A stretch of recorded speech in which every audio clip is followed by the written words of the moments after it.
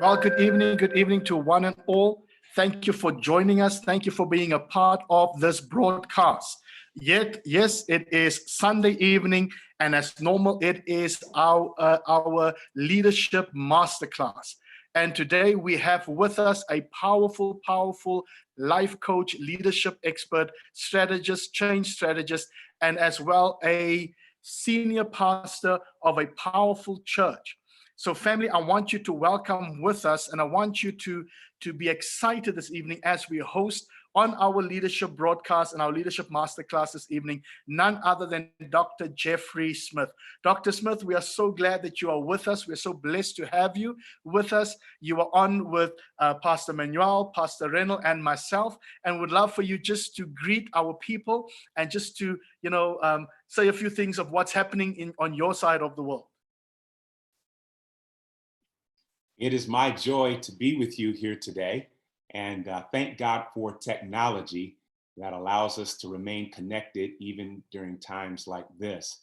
And certainly glad to be on with my fellow pastors here. It's good to see your faces and to hear your voices. I always enjoy my time there in South Africa, being able to be with you. And to my dear friend, Pastor Adrian, thank you for making this opportunity possible for me to join and just glean from you all, share with you all, and just help encourage and strengthen one another during these critical times that we are navigating through. And of course, to our wonderful leader, Bishop Lazarus, what a tremendous person he is, not only as he leads and continues to undergird all of those that look to him for leadership there, but he's been a blessing to my life, and I thank God for his friendship also. We, like everybody else in the world, are just trying to navigate our way through this crisis. And I'm happy to say that in terms of my family and the church, God has been good to us. His faithfulness has not failed us. Family is safe and healthy. They're strong. The church is doing remarkably well. People are staying connected, staying faithful, continuing to serve. Not only in community, continuing to give generously. So I'm just grateful to God that he is with us every step of the way. In terms of our nation, it's an interesting time. There are a number of states that are beginning to reopen businesses and reopen restaurants and various places of gathering. And so it's a little bit of a tumultuous time as some states are moving in that direction. Other states are kind of holding off, concerned about safety, concerned about a resurgence of the virus. So here in the United States, it's an interesting time. Our unemployment, over 30 million people have applied for unemployment. So unemployment is at a record high. People are concerned about food. Food lines are very long, and our food banks have been overrun with high demand. So interesting times here in the United States, as it is in many parts of the world. But I believe in the midst of it, God's doing something unique with his church and with his people. And we're seeing the church have perhaps the greatest influence and impact that it's had in quite some time. So in it all and through it all, we are grateful here today. And we are grateful to have you, and we hear what you have to say in terms of just relating what's happening in the US. And yes, the mirror image of it is the same here in South Africa. And there's a lot of fear and anxiety in the atmosphere. But as you have said, the Church of God has arisen to a greater level of influence and impact in this time. And even though we're doing it a little bit differently, we can see the Church of God advancing. So I want to just have Pastor Manuel and Pastor Renal just greet the family online. And then after that, we're going to get into our teaching this evening. Thank you, Pastor Adrian, for the opportunity. And it's so great to be connected with you, Dr. Jeffrey Smith. Looking forward to tonight's session. Every time that you've come to minister at the church or speak to us as leaders, even on a one-on-one, it's been a great blessing and encouragement and strengthening to move us forward. So we look forward to that. Strength to you tonight. Looking forward to what you have to share with us. Amen. Good evening, gentlemen. So great to be with you tonight, and great to be with everybody that's connecting with us online. Excited for what the Word of God will inspire us into tonight. So God bless you. And let's go ahead and have fun in the presence of God. Amen. Thank you, pastors, and it's always good to have you with us on the broadcast. And to everybody watching again, thank you for coming online. We will engage with you. We will talk with you. We're asking you to prepare your questions already for Dr. Smith a little bit later. But please do share our broadcast. The more we share it, the greater the impact will be, the influence will be, the more people we can reach as well. So Dr. Smith, we're going to give you a time now. And the teaching this evening, the theme around our teaching is this: leading courageously in times of crisis. So Dr. Smith, we hand over to you. Thank you again, gentlemen, and glad to be on with everybody that is participating in this format here tonight. As was already mentioned, these are unique times, and we hear that over and over again. These are unprecedented times. And what's interesting about it is that this crisis, the virus, is only one dimension. As we look at things, we begin to see that we are dealing with and we are confronted with a number of things all at the same time, right? So we have the concern around our health with the virus, but also then that has triggered a number of other things: economic situations, the need for food in areas where food is not getting to. It has changed the way that we do life. We're not able to go back and forth like we're used to, and our transportation is different. Here in the States, schools are closed, so kids are at home, and now families are having to navigate, family life in a different way. For many families, both the husband and the wife are at home, having to telework, or their business is closed, or their office is closed. And so now the families are in close proximity for extended periods of time. So that's another set of challenges. We think perhaps for those of us that have parents who are elderly, we're concerned about their safety and their well-being as well. As we think about this extended time of being in isolation and physical distancing, concerns around depression begin to rise, and mental illness begin to rise, and the potential for people to revert back to unhealthy patterns of living, whether it's addiction or whether it's abuse. What I'm trying to say is that we're dealing with a myriad of situations in this crisis. And as we look at this crisis, I think it's important for us to note that in the midst of crisis, although it is multifaceted and multidimensional, that in crisis, there is always opportunity. There is always opportunity. As a matter of fact, when you look at the word crisis, it means danger and opportunity present at the same time. And so I think it's interesting that as we look at this time, that we get a proper perspective. So first point that I want to offer, or idea that I would like for you to consider, is simply this: sight determines your level of leadership. Sight determines your level of leadership. I think in life you find that there are people that have different kinds of perspective or sight. Let me give you a couple of thoughts. Hindsight. Hindsight produces or provides understanding for what has happened. We have those people that are able to look back maybe on a situation or look back at an event, and they're able to give hindsight. They're able to analyze or process what has happened and give us greater understanding. You have people who have insight. Insight's different than hindsight. Insight provides understanding into the present. So you have people that are able to give you insight. They can make sense of the different components and the different facets or factors that are in a present situation. So you have hindsight, you have insight, but then you have foresight. Those individuals that are able to forecast or predict or be able to get a glimpse as to what is on the horizon that we need to prepare for. Hindsight, insight, foresight. But then the fourth and perhaps the greatest is oversight. Oversight.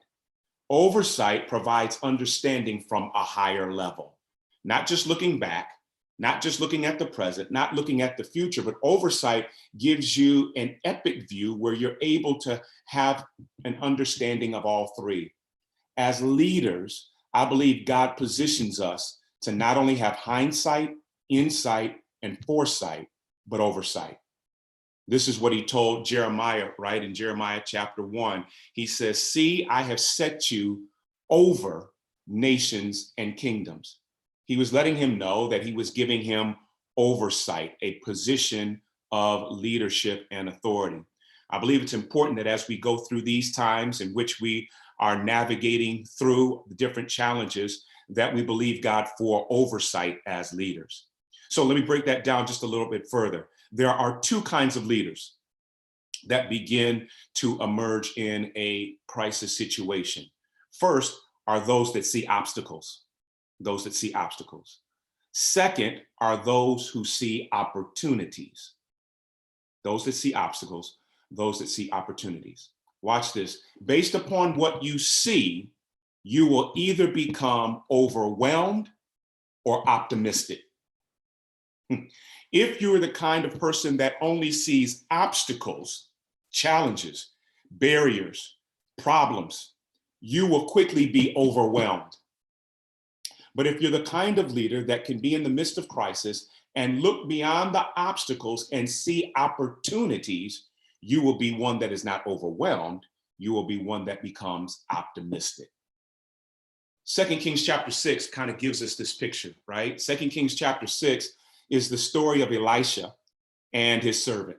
And you are all preachers, so you know the story. I'm just going to highlight a couple of things here. But you remember in the story, the king of Syria sends forces down to where Elisha and his servant are. And the Bible tells us that the horses and chariots and all the men of war began to surround them. And you know the story. Elisha's servant comes out of the tent. He looks and he sees that they're surrounded. He runs back into the tent and he is in a panic. He is filled with fear and dread and terror. And he says to Elisha, "What are we going to do?" That's what you hear a lot of people saying at this time. What are we going to do? What are we going to do about food? What are we going to do about our jobs? What are we going to do about the virus? What are we going to do about this? And they're in a frantic, they're in a panic. They are beginning to be overwhelmed. It's interesting that Elisha's response to his servant was, first of all, fear not. He says, first of all, you got to get that fear and that spirit of alarm under control. Don't come running back in here talking to me about the problem. He says, what I want you to do is get control of your emotions, get control of your thoughts, and I want you to come out of fear. Now, notice the anecdote that Elisha prays for his servant.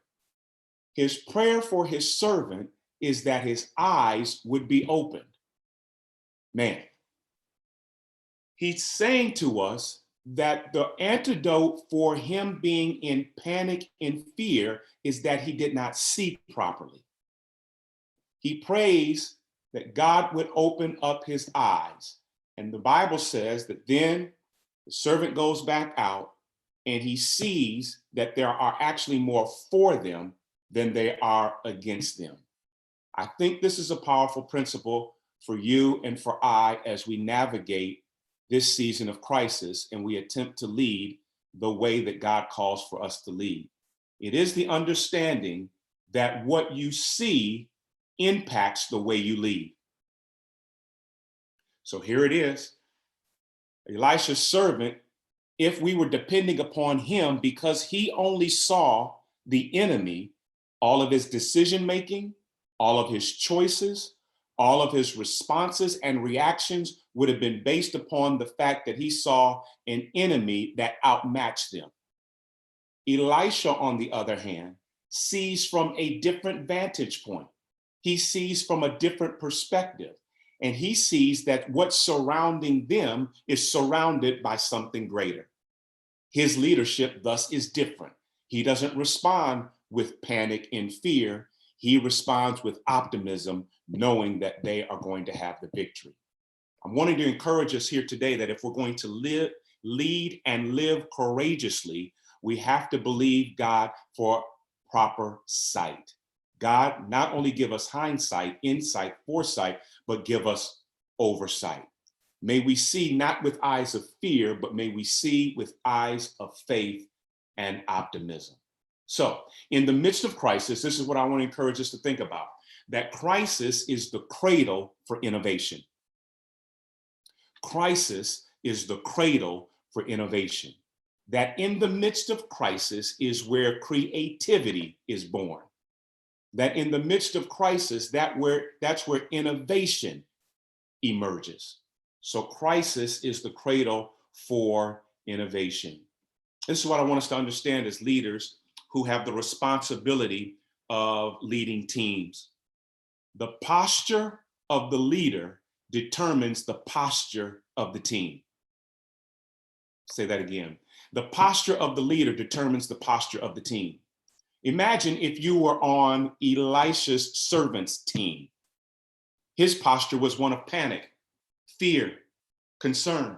If you're on that team, you would have caught that same perspective, mentality, attitude, mindset. You would have been biting your nails, pulling your hair, running around frantic, just like he was. But if you're on Elisha's team, you would have caught from his spirit, faith, optimism. God's going to bring us through. And so the posture of the leader determines the posture of the team. Let me give you something to think about here, that as you look at your teams and as you look at your church or your organization or your business, that,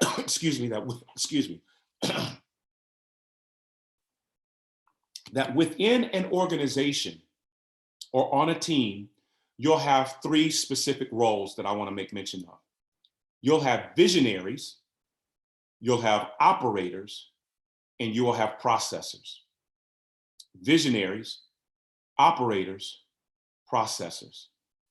The understanding that I want to leave with you is that in a crisis, those three roles respond differently to crisis. So let me give you a definition or explanation for each of these three, and let me point out how they respond. Visionaries are those who see.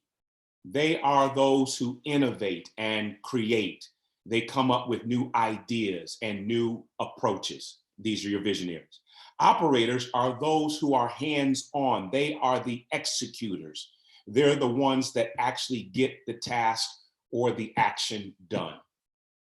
Processors are those who figure out the processes and systems, right? So in a church, let's take that context. You have a visionary. They are the ones that are hearing from God. They are the ones that God is giving insight and revelation and direction as to where we are going.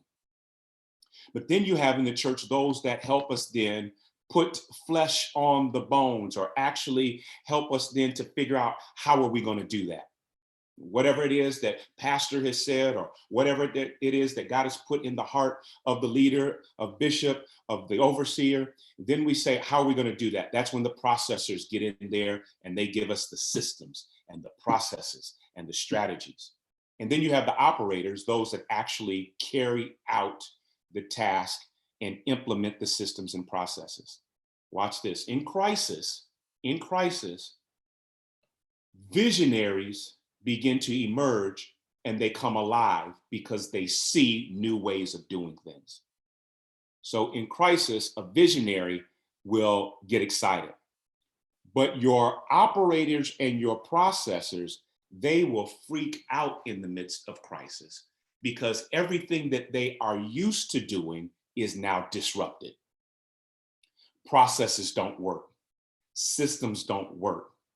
What I'm used to doing every day and every week, we don't do it that way anymore. So it freaks them out.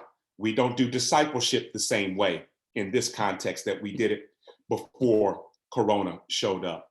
The way that we did follow-up and assimilation is now different.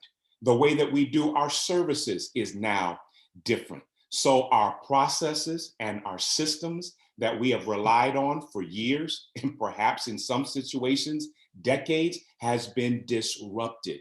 those that are used to coming in and doing their particular function in their particular department now are freaking out because things are different. So in our organizations, we have to recognize that there's visionaries, operators, and processors, and we have to deal with them differently. Let me drill down on maybe one concept here. How am I doing on time, Pastor Adrian? Am I all right? You're still good for time. Thank you, sir. Okay. I want to drill down then maybe on another area, and that is, I find that in crisis, it's important for us as leaders to be decisive. To be decisive. You will find in crisis, people are looking for decisive leadership. It's been interesting during this time here in the United States, watching the different governors over the states as they attempt to make decisions on how to reopen their particular states. And our president has put the responsibility back on the governors to make decisions for their respective areas. And what's been interesting is watching them in some situations make decisions, but then not have the ability to be decisive and get pushback from people and then reverse their decision. For example, in Ohio was reopening, and the governor said that anybody wanting any kind of public service had to make sure that they had a mask on before they entered any building. He thought that was the right thing to do. He thought that would keep people safe and healthy. Well, he got a whole bunch of pushback, and people were up in arms, and people were protesting. I shouldn't have to wear a mask. I don't want to wear a mask. That's not anything that I want to be restricted to. And he ended up reversing his decision. I'm finding that it's interesting that in crisis, decisive leadership is important. So I want to give you some things to think about in making decisions as a leader. I just saw my good friend, Bishop Lazarus, come on there. Hi, sir, and happy belated birthday to you. Let me give you some things to think about in making decisions.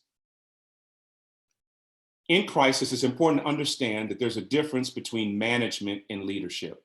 Management and leadership. If I were with you, I would draw on the board two circles, kind of like a Venn diagram. When a crisis first hits, if you think about one circle being management and another circle being leadership, when crisis first hits, those circles overlap. You're having to manage and lead at the same time. As time goes by in the crisis, you begin to see that those circles begin to separate. They will always overlap to some extent because the present impacts the future. Stay with me here. So they'll always overlap, but you'll begin to understand that in order to move your organization, your church, your business successfully through crisis, you're going to have to spend more time in the leadership circle than you do in the management circle. Let me explain to you why. Management is the side of just really looking at how do we deal with the present circumstances. It's making the immediate day-to-day choices on how we allocate resources. How do we set up new systems? When we talk about management, it is focused on the here and the now. When we talk about leadership, it's talking about the future. How do we prepare for what's next? How do we position ourselves for the new normal? It is mainly looking at how do we effectively take what we have and position it for where we're going. So in crisis, you've got to move from the management circle into the leadership circle, not allocating all of your time to the day-to-day, but beginning to make sure you set aside time to prepare your organization for where it is going. let's talk a little bit about making decisions as a leader. Our job as leaders in crisis is not to react to what is happening, but rather to lead people in light of what is happening. This is a big distinction. If you're going to be effective in crisis, you can't simply react to what is happening. You have to lead people in light of what is happening. So, first point under decisive leadership. We must practice leadership and not reactionship. Leadership and not reactionship. The difference is this: leadership has direction, whereas reactionship doesn't. Reactionship is more random in its function. Leadership has an intentionality and purposeful direction. And so we've got to make sure that as leaders, we're not reacting, we're responding because we have a sense of direction. Number two, if you're going to make great decisions as a leader in the midst of crisis and lead courageously, make data-informed decisions. Make data-informed decisions. It's interesting what it says in Proverbs chapter 27, verse 23. Know the state of your flocks. The implication here is that when you know the state of your flocks, you're able to make decisions that are in the best interest of the flock. But when you don't know the state, when you're unaware of what the challenges are, what the conditions are, then you're not able to make the right decisions. One of the things that we did, that many churches did, and that we're continuing to do, is as soon as the crisis hit, we put together a call care team.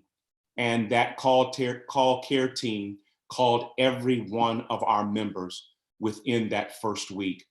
We wanted to make sure we knew how everyone was doing, particularly for those that are seniors and elderly. We wanted to reach out to them. What are your needs? What are your concerns? What are your challenges? And that informed us on what to do. Even now, after we've been in this now 5 weeks, 6 weeks, we're still calling every week to check on every person. Not only that, you think about the information that you need in terms of knowing the state of your flock, but also you think about you need to have trusted resources around you, whether it's the World Health Organization, whether it is making sure that you have communication with your government officials. You want to make sure that you have trusted voices around you to give you up-to-date information so that you can make proper decisions. Number three, make decisions for now and not forever. This is important in crisis.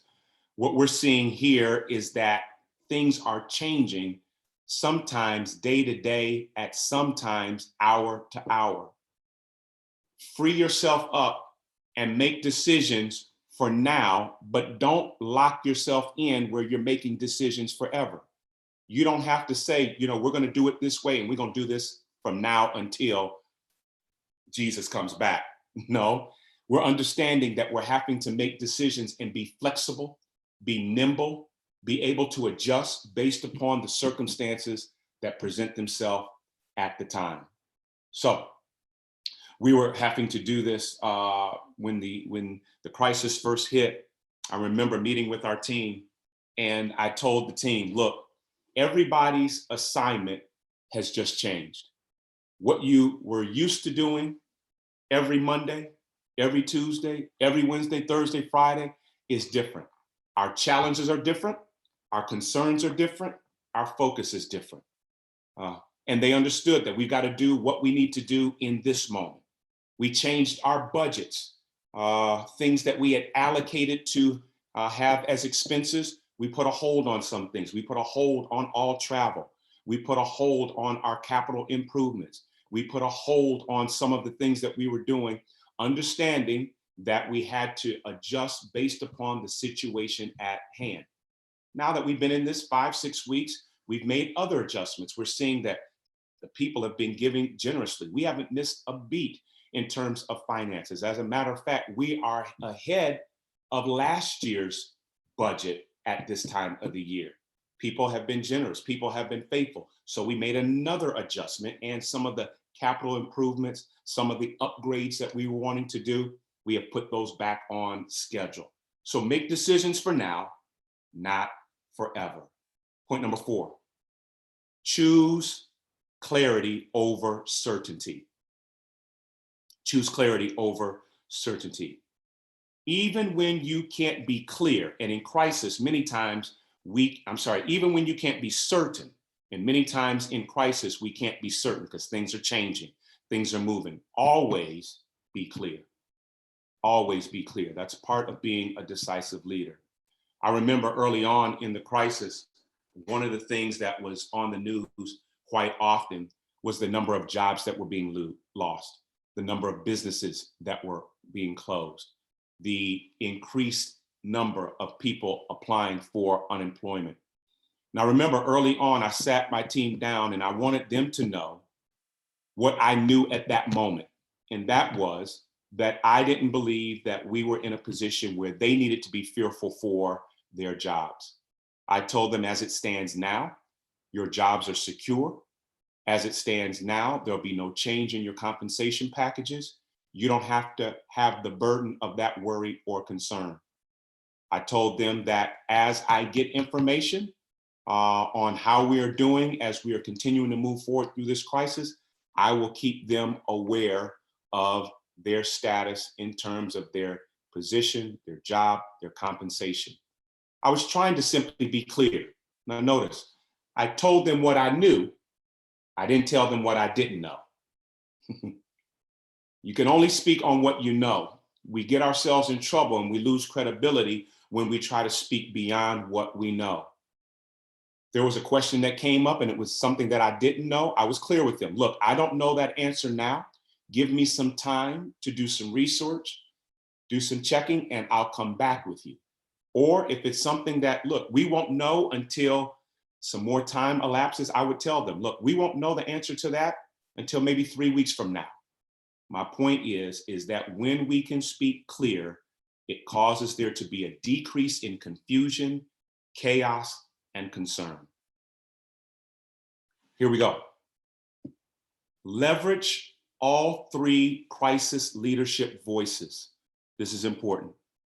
In crisis, as a leader, you have to know when to use the right voice. Let me give you 3 voices. First voice is the voice of motivation, the voice of motivation. Second voice is the voice of interpretation. And the third voice is the voice of transformation. When leading a team, an organization, a church in crisis, you will need all 3 voices at different times. Motivation is that optimistic voice. It is that voice of encouragement. It's that voice that says, we're going to get through this. We're going to make it. Everything is going to be all right. God is with us. And that's a great voice to have. But can I tell you, in crisis, you cannot depend on that being your only voice. In crisis, you don't get people through crisis only by motivation. You got to use the other 2 voices. Interpretation. Interpretation says, let's make sense out of what we are facing. Interpretation gives accurate information in terms of what we're dealing with, what we're facing, what our approach is going to be to the challenge at hand. The voice of interpretation brings clarity to the moment. Thirdly is the voice of transformation. This is the voice that speaks to the future.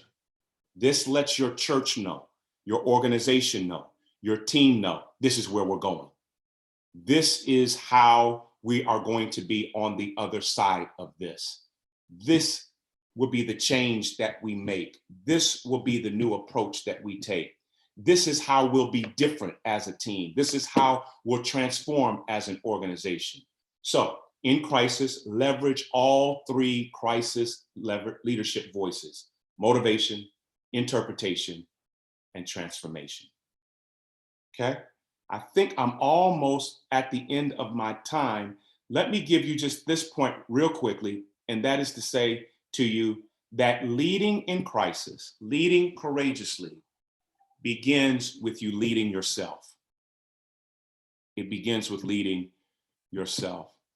I want to slow down for a moment right here.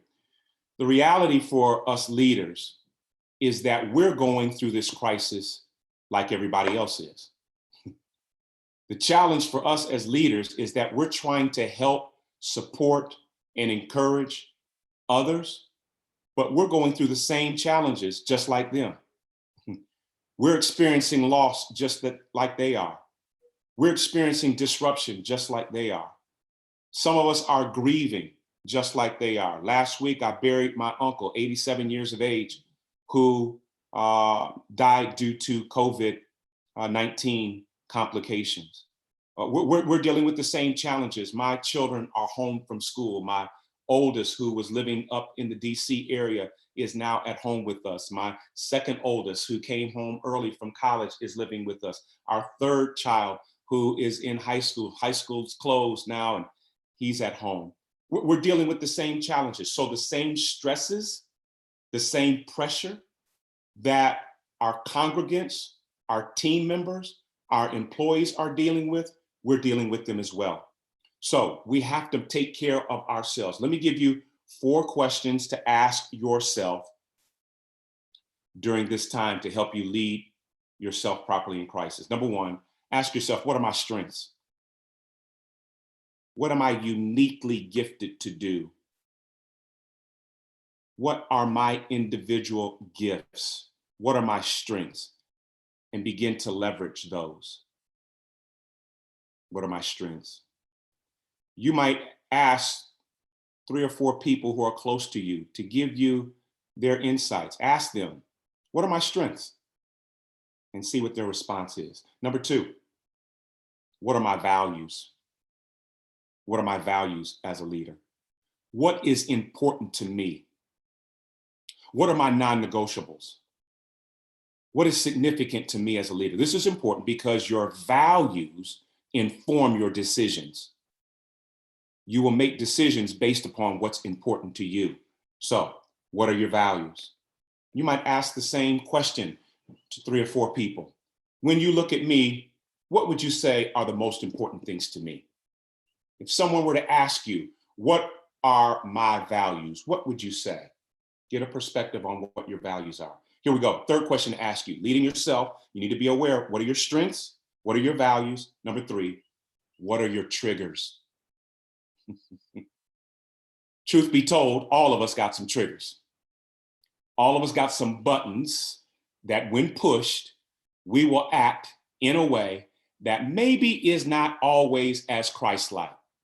I wish I was there with you so I could look you in your face, but I can't. So I'm just going to trust that you're agreeing with me because I know we all got some triggers, especially when we're going through crisis. You know how it is. People getting on your nerves. You've been on one too many Zoom chats. You've had one too many phone calls. You can't get any privacy. You can't get any alone time. You can't go to your favorite restaurant. You know how it is.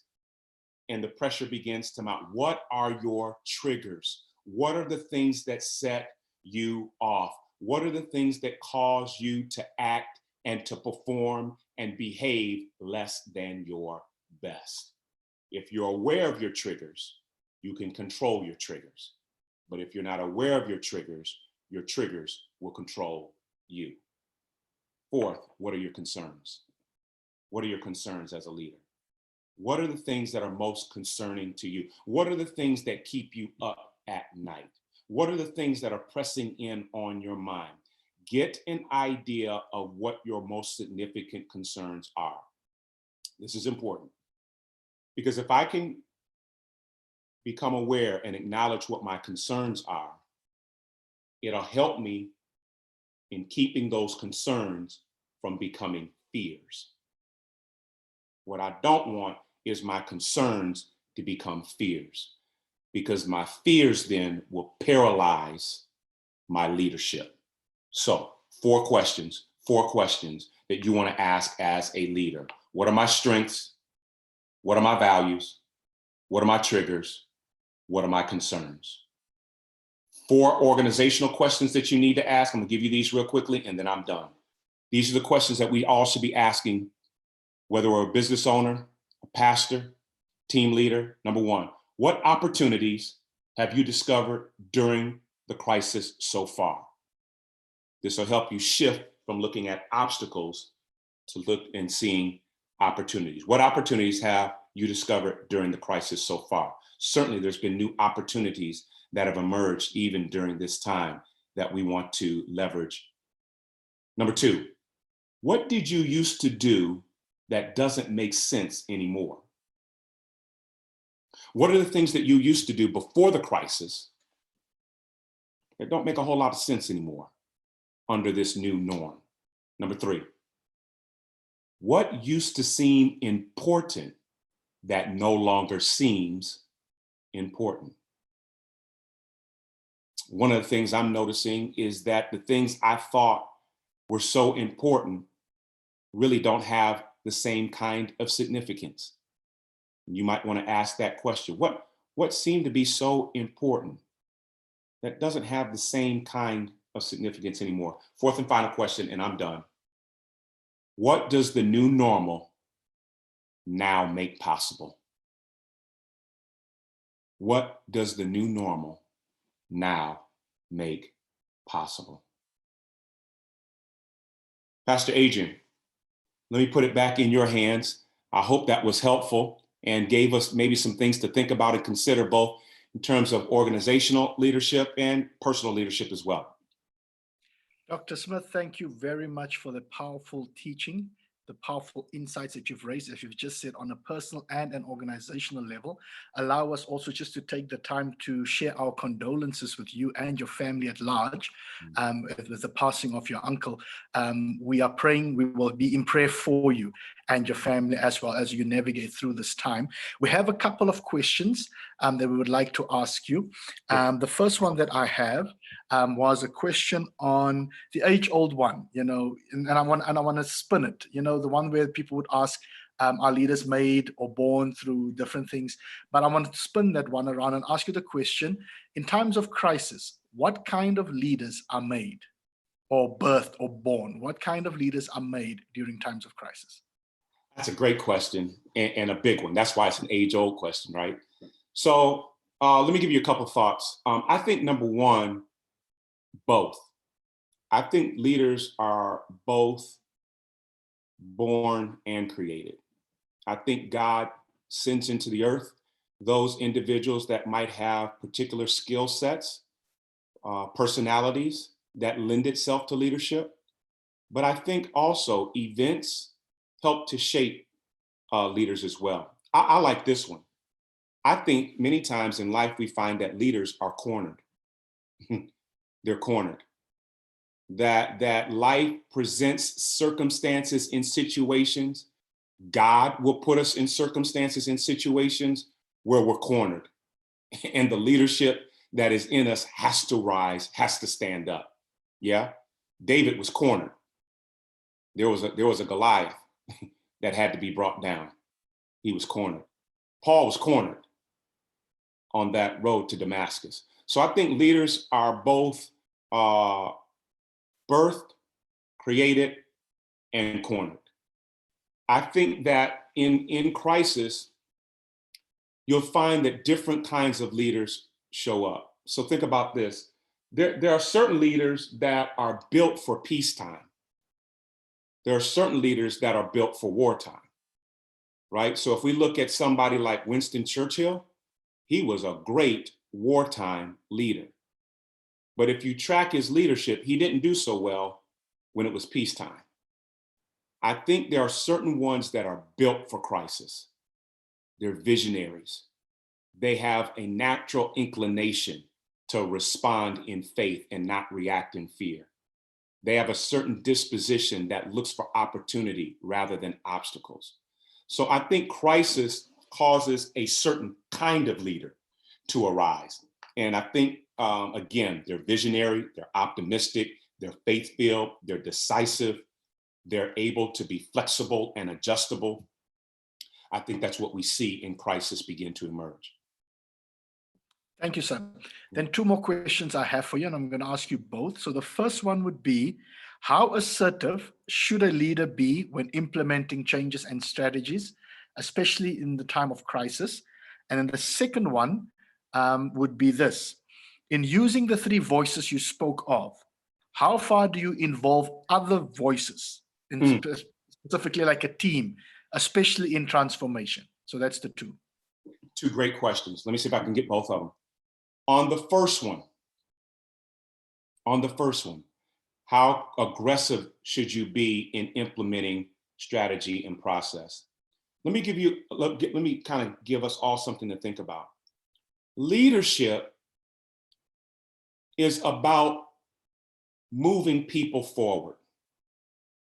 It's about rallying people around a cause. It's about taking them where they haven't been before. So this lets us know that leadership is about people. So I think what happens is that if we're not careful in crisis, we can get preoccupied with the challenge, with the process, with the strategy, and we forget about people. I think one of the things that determines the pace at which you move forward is whether or not you have the ability to connect with people by being empathetic, right? So let me give it to you this way. So Pastor Adrian, if you and I were on a team and the only time I heard from you is when you wanted me to do something. The only time I heard from you is when you had a new system that you wanted me to implement. You had a new strategy but you never asked me how I'm doing. You never asked me how my family's doing. You never asked me, what are you going through? You never asked me what's concerning you at this time. That is going to create a dissonance and a disconnect that will hinder your effectiveness as a leader. So I think what we have to be mindful of is that sometimes we just have to take the time to be empathetic and to be human with one another. Let it not all be about, we got to move quickly and implement this strategy. We got to hurry up and put this new system in. So let empathy temper the degree of aggressiveness you use in implementing a new strategy or system. The second question had to do with using the three voices. Is that right? Yes, that was right. So how do you involve others, especially on the level of the transformation? So that's an excellent question. Remember, we talked about those two circles, right? And we talked about how early on the management circle and the leadership circle are really on top of each other. We talked about over time how those circles begin to separate, and you as the leader have to make sure you're in the leadership circle more than you're in the management circle. Here's the key. In order for you to get over to the leadership circle, you're going to have to delegate responsibilities, decisions, resources to those that are in the management circle so that you can stay in the leadership circle. You cannot get mired in the operational side. You cannot get overwhelmed with all of the execution of everything on a day-to-day basis. That will limit the time that you can be in the creative space, the innovative space, the visioning space. And so that is a great question. Some of the voice communication, whether it's motivational, whether it's interpretation, whether it's transformative, you've got to make sure that you put some of that responsibility in the hands of trusted leaders to help you manage what needs to be managed so that you can lead what needs to be led. Thank you for that answer, sir, or those answers. Two more questions, and I'm not sure if the pastors want to ask theirs as well. Sure. But the first question I'm going to ask you around this is, the question is being asked, what's the best way for organizations when facing a crisis to communicate so that they don't lose people, especially like in the church environment?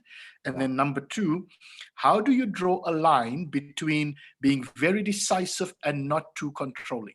How do you draw a line between being very decisive and not too controlling? Let me answer the second one. I think maybe this is a thought that as a leader, what you want to do in the organization is establish order. not maintain control.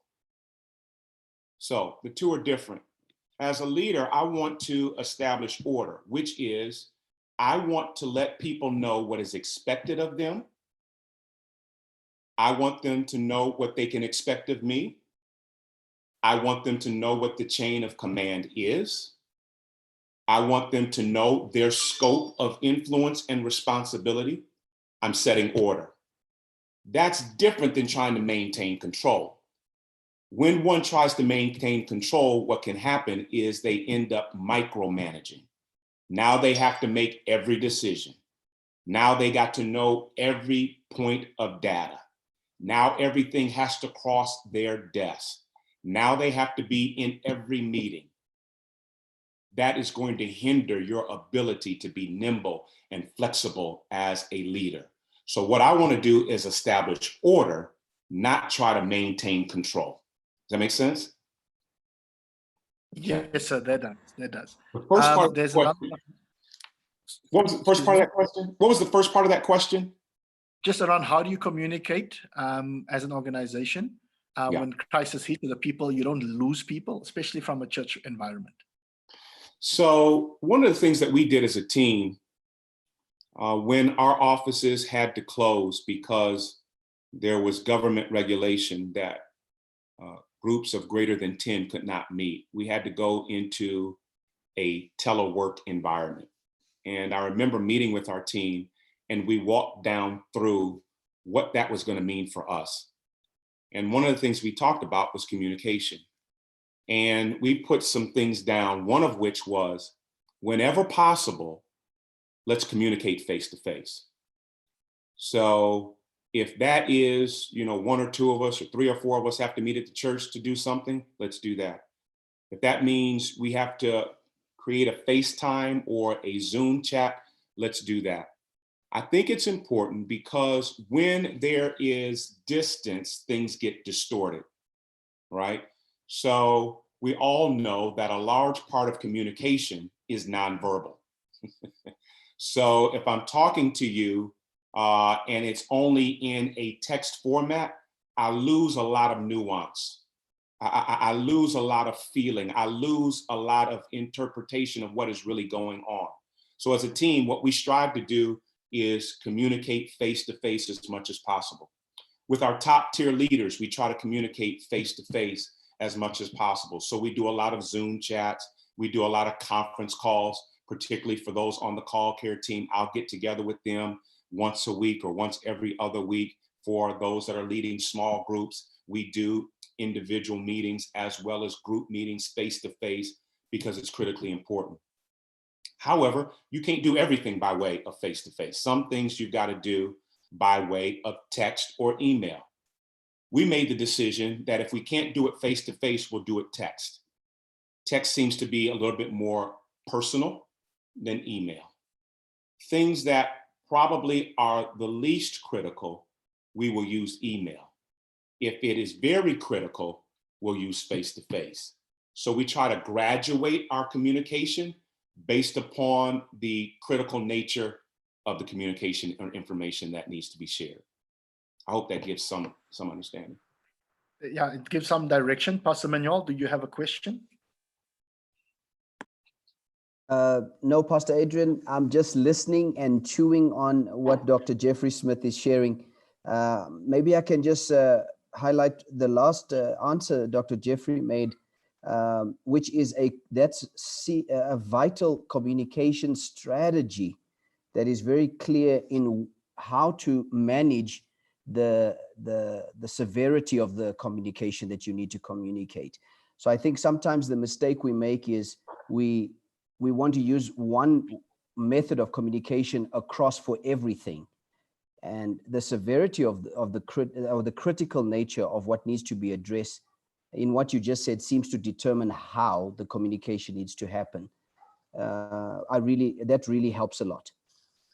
Especially, Pastor Manuel, if you know you're going to have a conversation and you know there's going to be a difference of opinion, or maybe the potential for conflict is high, we do not do that over text or over email. That is just a recipe for problem.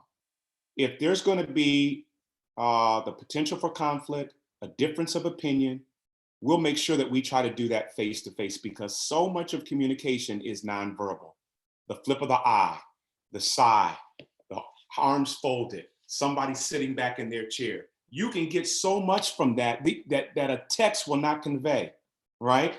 You can read the same word in a text and in your mind come up with a different interpretation than what the person put. A person can respond right. You can see that as agreement, or you can see that as sarcasm, right?